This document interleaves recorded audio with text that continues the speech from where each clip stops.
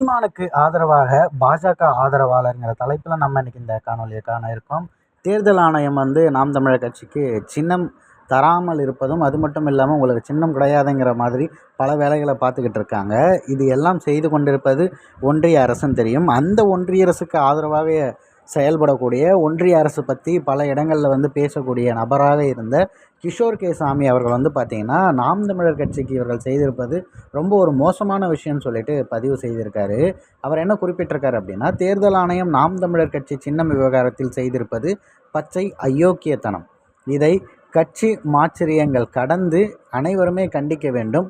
டெல்லியில் இருந்த செல்வாக்கை வைத்து காங்கிரஸ் கட்சியோ அண்ணா திமுகவோ 1993 நினைத்திருந்தால் உதயசூரியன் என்ற சின்னத்தையே வைகோவை வைத்து முடக்கியிருக்கலாம்.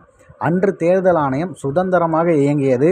ஆனால் இன்று அவ்வாறு இல்லை அப்படிங்கிறத சொல்லியிருக்காங்க. தேர்தல் ஆணையம் தற்போது பல விஷயங்களை சர்ச்சைக்குரிய வகையில் செய்துக்கிட்டு இருக்காங்க. அதில் இப்போது நாம் தமிழர் கட்சியுடைய இந்த சின்ன விஷயம் இருக்குது பார்த்தீங்களா, அது ரொம்பவும் மோசமாக இருக்குது. அவர்களிடம் எல்லாமே விண்ணப்பிச்சு இருந்தும் கூட ஏற்கனவே பதிவு செய்திருந்த இந்த ஒரு கட்சிக்கு கொடுக்காம வேறு ஒரு கட்சிக்கு கொடுத்துட்டு உங்களுக்கு அது ராசி இல்லை அப்படிங்கிற மாதிரி ஒரு ஜட்ஜு பேசுகிறது அப்படிங்கிறதெல்லாம் எந்த மாதிரி பார்க்குறது அப்படிங்கிறது தெரியுதுல. அதுவும் இல்லாமல் டெல்லியில் இருக்கிற இடத்துல இந்த மாதிரியான வார்த்தைகள் பயன்படுத்துகிறாங்க அப்படின்னா அதை என்ன சொல்வது அப்படிங்கிறதே நமக்கு புரியலை. சீமானுக்கு ஆதரவாக இவர் பேசினது வரவேற்கக்கூடிய ஒரு விஷயமாக பார்க்கப்படுது.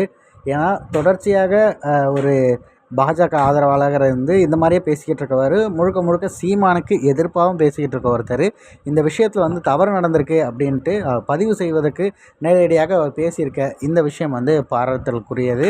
அவருக்கு இந்த இடத்துல நம்ம நன்றியும் தெரிவிச்சுக்கிறோம். இந்த நிகழ்வு குறித்து நாம் தமிழர் கட்சியினர் என்ன நினைக்கிறீங்க அப்படிங்கிறதும், தமிழ் தேசிய உறவுகள் என்ன நினைக்கிறீங்கிறதையும் மறக்காமல் நம்மளுடைய கமெண்ட் பாக்ஸில் சொல்லிடுங்க.